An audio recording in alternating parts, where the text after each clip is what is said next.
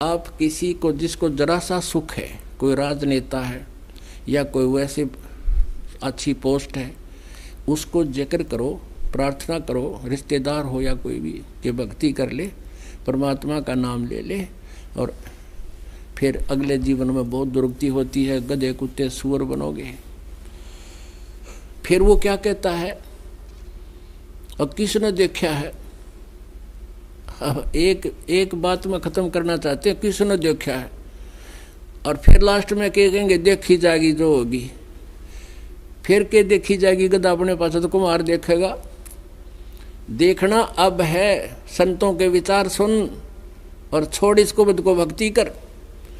अब जैसे पुण्यात्माओं, एक अंधा जावा था बियाबान में, जंगल की तरफ, वन की तरफ वो जा रहा था, और उससे किसी ने, आंखों वाले ने कहा कि सूरदास इधर मत जा, ये रास्ता ठीक नहीं है, तो भयंकर बियाबान में फंस जाएगा और तेरी दुर्गति हो जाएगी, जंगली जानवर तुझे मार खाएंगे, फाड़ देंगे, तू इधर मत जा,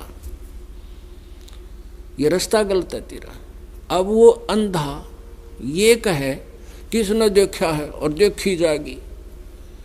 अरे भले आदमी, आँखें लेकी मानता ना, अंधे ने दिखता ना, तो बता कोई बात हुई है। अब अंधे ने तो दिखता नहीं, आँखें इन के किसने देखा, और वो आँखों वाला देख रहा तभी तो बता रहा है तुझे कि मार्ग ठीक है, नहीं है तेरा, ये वापस हो ले। तो उस अंधे का के करे जो आँखें लेगी ना माने, तो आँखों वाले थे वो परमात्मा कबीर परमेश्वर आए, फिर उस परमेश्वर से परिचित वो महापुरुष संत जिनको भगवान पाया, वो थे आँखें वाले, और हम हैं अंधे। अब उन्होंने हमें संदेश दिया है कि ये भक्ति तुम, ये रास्ता तुम्हारा गलत है, और ये साधना करने से ये दुर्गति होगी, जो भक्ति नहीं करते उनकी तो और बिरानवाटी होगी।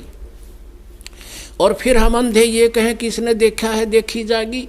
हम आँखों वालों की नहीं मान रहे, उन संतों की जिन्होंने हमें निर्देश दिया है, वो हमारे हितैषी थे, तो फिर उनकी दुर्गति ही हुआ करती है। तो फिर क्या बताया है, इंद्र कुबेर ईश की पदवी, ब्रह्मा वरुण ध्रुमराया, विष्णुनाथ के पुर को जाकर तू फिर भी वापस आया। असंग जन्म तन मरत्या होगे, जीवित क्यों न मरे रे, द्वादश मध्य महल मठ बोरे, बहुर न दे धरे रे। असंग जन्म तन मरत्या होगे, ओए होए, अरे जीवित क्यों ना मरे रे। जीवित मरना क्या है, सुरपति दुखिया भूपति दुखिया, रंक दुखी बपरीती हो, कहे कबीर और सब दुखिया, एक संत सुखी मन जीती हो। अब जिसने मन को जीता वो सुखी है।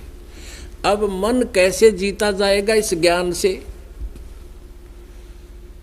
कि चाहे खरबपति हो ले और चाहे 4 कोठी बना ले, कितना बड़ी कोठी बना ले, एक कमरे में एक चारपाई पे 3.5 फुट में 2 फुट चौड़ी, 2.5 फुट चौड़ी चारपाई, 3 लाले गणित गणी, 4 लाले और 6 फुट लंबी, बस, या कितना डाल ले उस कोठी कोने में, इस तरह फालतू व्यर्थ है।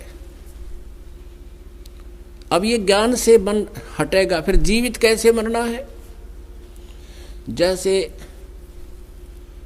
किसी को आप कहते हो चलो सत्संग में, वो कहता समय नहीं, फिर देखूंगा।